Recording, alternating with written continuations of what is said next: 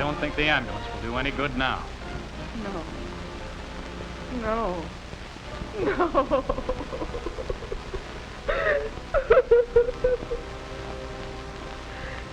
Victim male, age about 35, hair brown, eyes blue. Those are the cold, impersonal statistics set down in the police records, the official summing up of the sudden tragedy that struck just outside Medford Village last night. But the causes of tragedies are seldom sudden. They grow out of human frailties, and this case was no exception. Because I believe this story of death by violence is one of widespread interest, I'm going to turn back the pages of the calendar for a few days and introduce you to some of the principals in it. This is the house that Hal Johnson built about 10 years ago in Medford. It's just like thousands of other suburban houses, but it's home, and a happy one, to Ellen Johnson and Harold Jr. and little Barbara Ann and Hal Johnson, the Lord and Master. It doesn't just happen to be a happy home. It's that way because Hal, like the average American parent, works hard to keep it so. He's careful about the health of his children, and of the old man's too. It's not smart to have the breadwinner come down sick. And he's cautious about people getting hurt. Women will do the darndest things. A man has to lay down the law sometimes.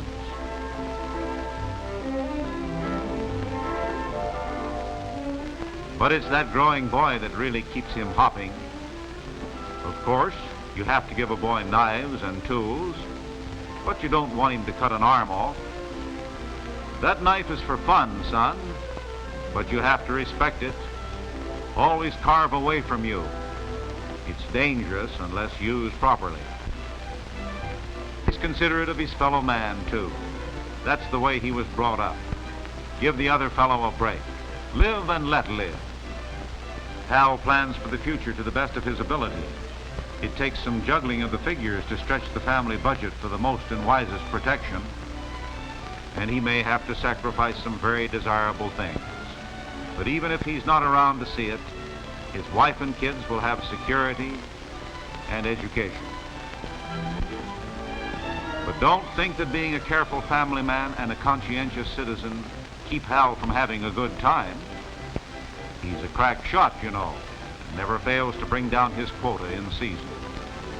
And in keeping with his usual attitude toward things, his hunting manners are very good. His gun is always aimed where somebody isn't. Where there's a chance of a misfire, he eliminates that chance. A shotgun can be dangerous. If you're going to enjoy it and live, you have to respect it. Even though I've been building him up, driven by over 100 horsepower, responding to his touch, his consideration for the other fellow disappears. He drives consistently at unsafe speeds. Oh, he may be within the posted speed limit, just. But on a wet or slippery road, he has no real control over his car at 55. He's a confirmed bumper chaser. He'll stay right behind the car in front of him, so close that if anything should happen to the other fellow, neither of them would have a ghost of a chance.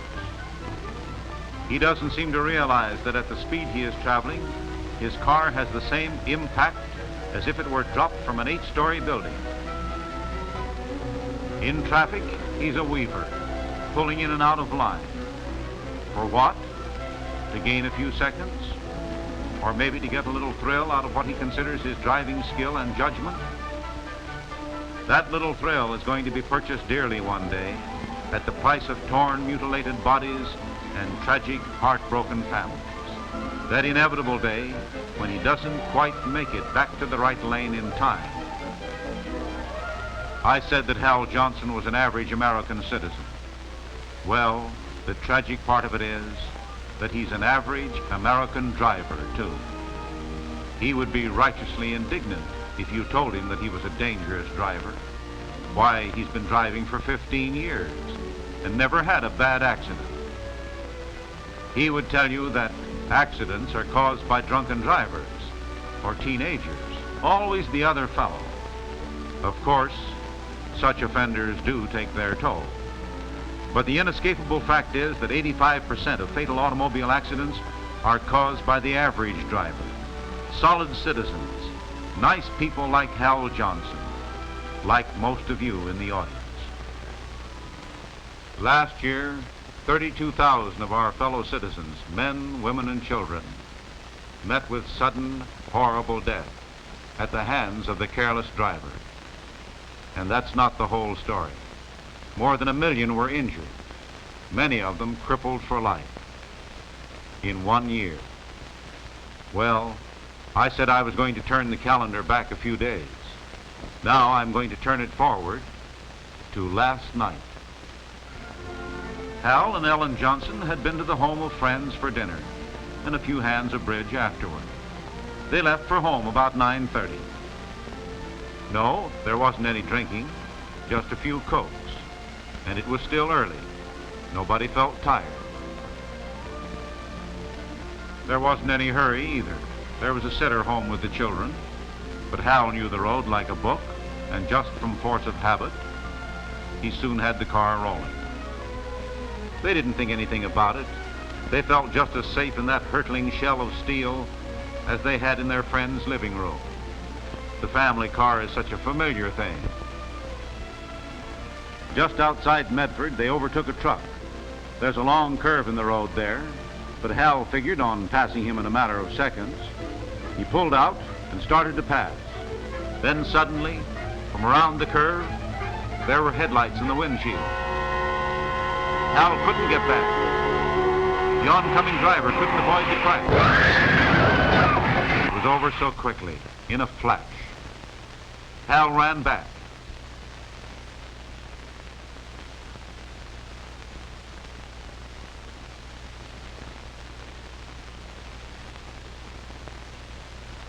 He got the innocent driver, the victim, out of the wreck, still breathing.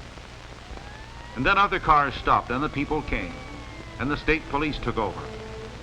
They were very calm and efficient, the police. They took care of everything. And there wasn't anything for Hal to do except to stand and wonder about the still figure under the blanket. Did he maybe have a home and a wife and 2 kids? And Hal prayed that he would live and be well again. And then... I don't think the ambulance will do any good now. No. You'll have to come with me, mister.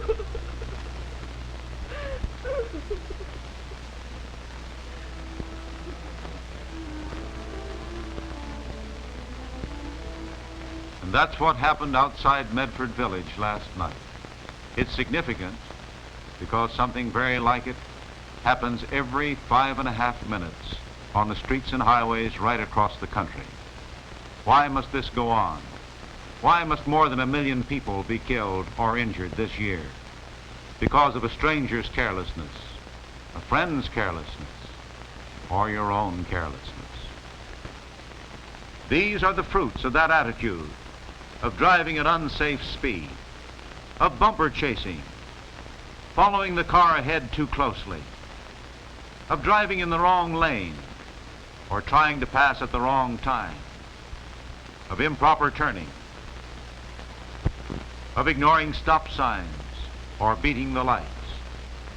It's a deadly weapon, far more deadly on the record than any gun. And yet, like a gun, if you want to use it, enjoy it, live and let live, you've got to respect that weapon under your hands. Driving laws are made to help you keep your car under control. Learn them, observe them. Don't let your car be driven to kill.